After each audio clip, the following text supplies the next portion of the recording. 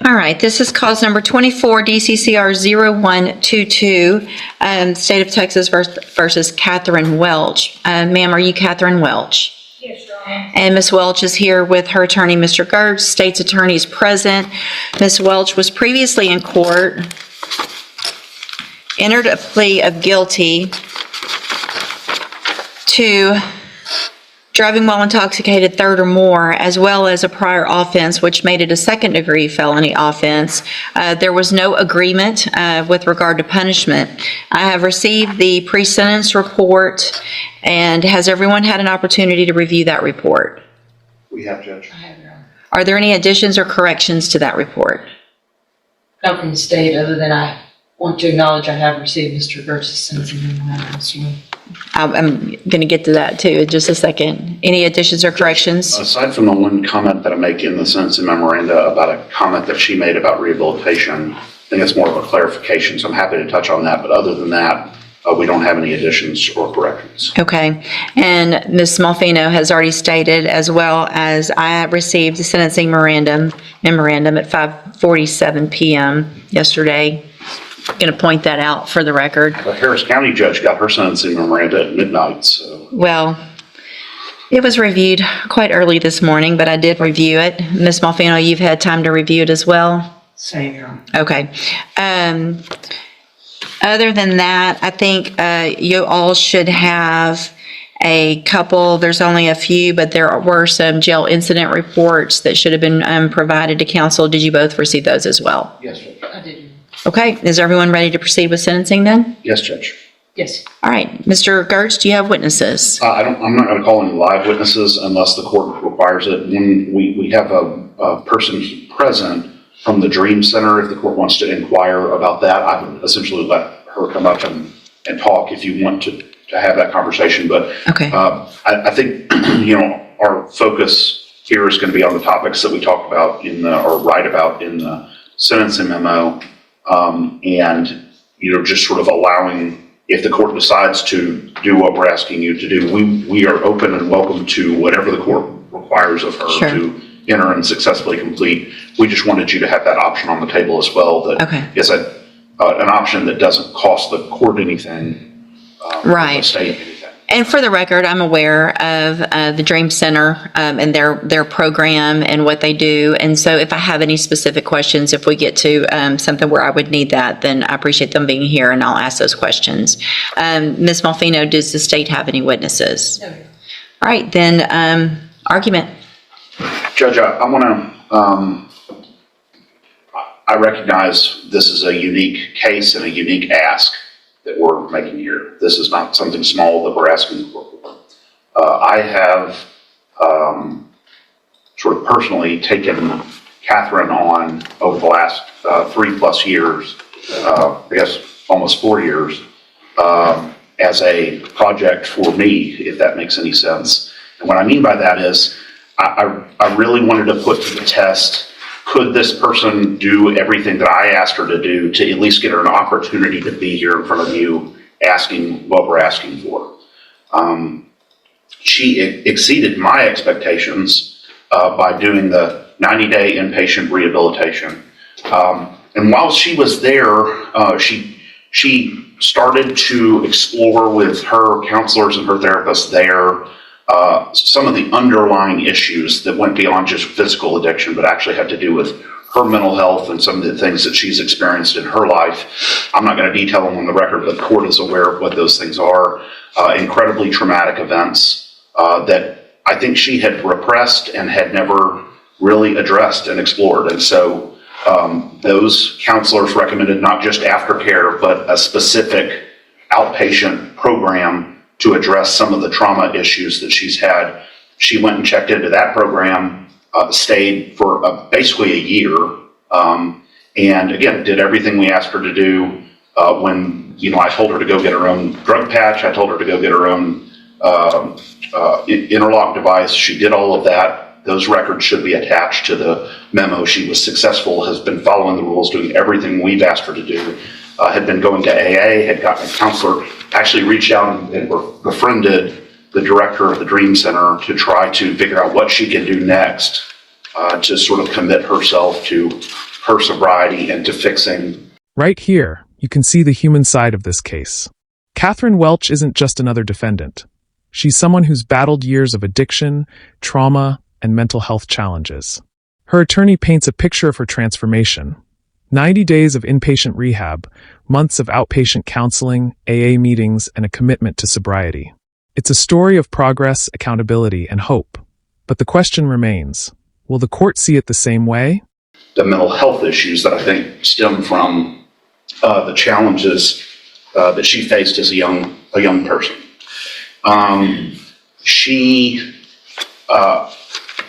Sometimes it's easy to look at one side of the ledger, the rap sheet or the criminal history, and think that defines this person.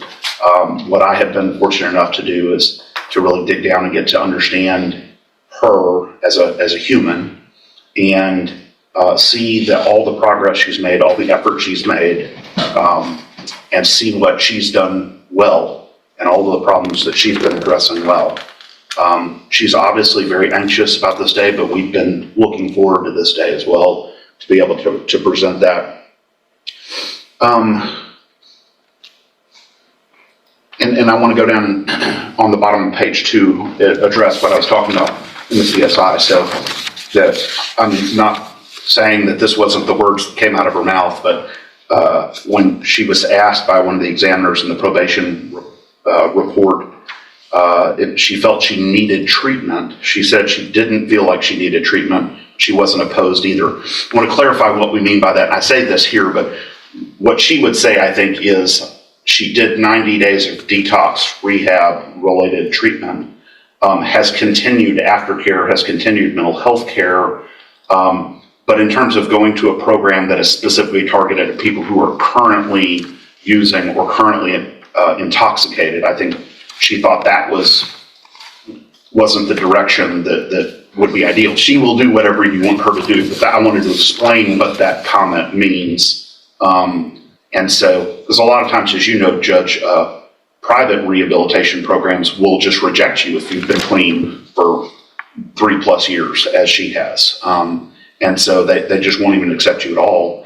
So I think that was just a misunderstanding or a miscommunication between the probation officer and Catherine. But nonetheless, she's willing to do whatever the court chooses here. Additionally, we've been in contact with her current parole officer. They are willing to keep her on parole instead of revoking her, depending on what the court does here. And so that was encouraging as well. I think we had the same kinds of conversations with them about her recovery and about her efforts. And so I think that was an encouraging sign from them. And then finally, Judge, you see, we didn't want to focus too much on support from the community because, again, this isn't just a run-of-the-mill case. This is a different focus. But she is married. She has a family. She recognizes the impact that all of this has had on her family and her relationships, the strain it has put on her husband, both financially and also emotionally. And she accepts responsibility for that and is asking the court to consider this extremely rare position that we're asking the court to take here. Obviously, if the court would like her to address the court, she is happy to do that, or I'm not sure how you want to proceed on that. Okay, thank you. Ms. Malfino? Judge, I don't envy the position that the court is in this morning. I do take very seriously the comments of Mr. Gertz. I take him at his word for that, and I hope that all of those things are true. It's difficult for me as a representative of Jefferson County and the state and the citizens that are on the roads every day to stand up and say I agree with probation, but I don't disagree with the things that Mr. Gertz has said and the information that is in his sentencing memo. To play the other side of the coin, does it suggest that she received the benefit of the doubt already by me waiving the habitual status that she could have been facing based on her number of priors? Does it seem in good conscience that I can say I ignore all of those priors? Absolutely not. But obviously, we have seen that her multiple trips to the penitentiary have resulted in no change of behavior until hopefully now, in these last 3 years. And I do sympathize with Ms. Welch as an individual. Again, it's hard for me as a district attorney, assistant district attorney, to say that I concur with the punishment being probation, but I don't, again, disagree with the comments that Mr. Gertz has. We've had multiple conversations about this case. I know he's worked very diligently at it. I don't really know, Judge, and that's why it's before you, that putting her in prison for 20 years and her getting out in 2 versus an extensive probation period where she can continue the recovery she's been doing is a better option. But again, I don't know what is in the best interest of public safety. Unfortunately, none of us do. So I would defer to the court's wisdom and whatever you think is appropriate based on the volume of information that you have before you. All right, thank you. Anything else? Would you like to say something, Judge? Your Honor, I just want to say that the past was fueled by drugs and alcohol. I take complete responsibility for that. I did not know from very young when things happened in my life that it could have been, some of it could have been treated and stopped earlier if I had gotten help for my mental health. That, after I received this DWI, that helped me get myself to a place that I could go into a treatment program and deal with some of those past traumas. In the past, I didn't. I medicated and drank to just forget about the pain, just numb myself out. I didn't know how else to deal with that. And when I got on my... Here's where the stakes get real. The state acknowledges her progress, but is cautious, and for good reason. We're talking about a 10th DWI, 10 chances that didn't stick. The DA stresses public safety, weighing her personal growth against the repeated risk she posed. This is the pivotal moment where compassion clashes with consequences, and the courtroom hangs on the judge's next move. Mental health meds, and I have bipolar, I have PTSD, and my mind back then was very chaotic. And I just want to say, after I had my mental health meds, I was able to go through treatment at Santa Maria in Houston, and that place really saved my life. I did extensive 90-day treatment with trauma counselors. It was a trauma-informed community there. And also, when I completed that, I worked an outpatient program, but I still lived on their facility. I went to the sex trafficking and recovery program, and I was in that for about 8 months, where I got the state paid for the counseling for trauma still. And I just worked really hard in that. I got a job while I was in there. And then once that program was over, I moved to a sober living facility in Oxford House in Spring, and I worked there until I felt like I was strong enough to come home and do what I needed to do. And I was in the complete program for right out of here. And I'm sorry, I'm very nervous today, and I know that my past record is, like Brian said, atrocious. But you know, the things that I had to deal with within myself from when I was a little girl, those are things that you don't go to prison, even in their programs there, that you don't talk about. It's just, You just don't. And I'm asking you, please do not send me back to prison.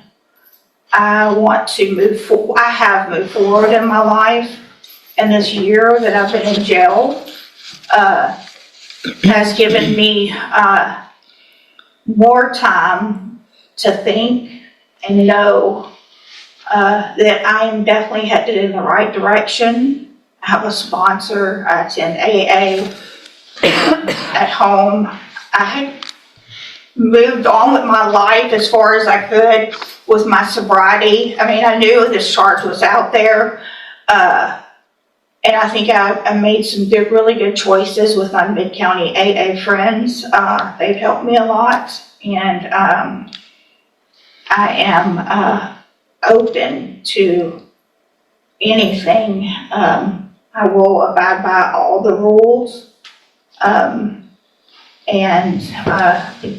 do anything that's asked of me. And I think, I know now that I'm responsible and capable of taking care of my business and my life. Thank you.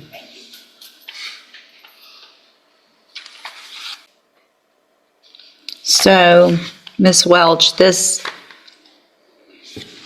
Malfino probably said it yet best, and I get this often, and they don't envy my position, and this is the worst part of my job. But I worked hard to get here, and it's my job. Part of my job, it's several things, and it's to look at, obviously defendants and giving chances and things like that, but it also is about making our community safe. And I have to look back. This is your 10th DWI. It's not your 5th. It's not your 8th. It's the 10th. And while I understand the trauma that you went through, that you've been to Safe P 3 times. You've been given opportunities on probation where they were revoked. You've had opportunities while you were on parole to do what you have done now. And while I appreciate what you've done, and I think that's great, and my goal isn't to, to stop any improvement, but I can't, in my opinion, in good faith, go home tonight, look myself in the mirror and say I gave somebody on their 10th DWI, that your last sentence was for 15 years in prison. The one before that was for 10. The one before that, you've gone to another 10 year, back in 09. I mean, this goes back to the 90s. You got a 10-year sentence in 2011. While you're on parole for that one, you get another one, so they give you 15 years, and you get out and you're on parole and you do it again. The fact is, we're just lucky that you haven't killed someone in our community 9 times over, being given opportunities. I just can't do it. I'm going to find that you entered your plea of guilty freely and voluntarily. I'm going to find and your plea of true to the prior offense.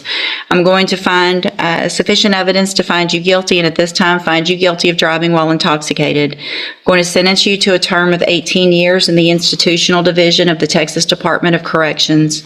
You will receive credit on that sentence for any time that you've been in custody that the law gives you the right to receive.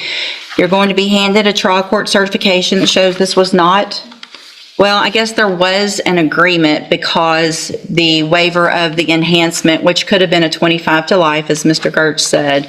So I'm going to hand you the certification that shows this was an agreement. You've waived your right to appeal. I'm also handing you a written admonishment regarding your ineligibility to possess a firearm or ammunition. Possession, because of the judgment entered against you, you're ineligible under Texas law to possess a firearm or ammunition. Possession of a firearm or ammunition could lead to charges against you. You should read the written admonishment I provide you. If you have any questions about that, you can talk to Mr. Gertz. And Ms. Welch, I take no pleasure in this. This is extremely difficult for me.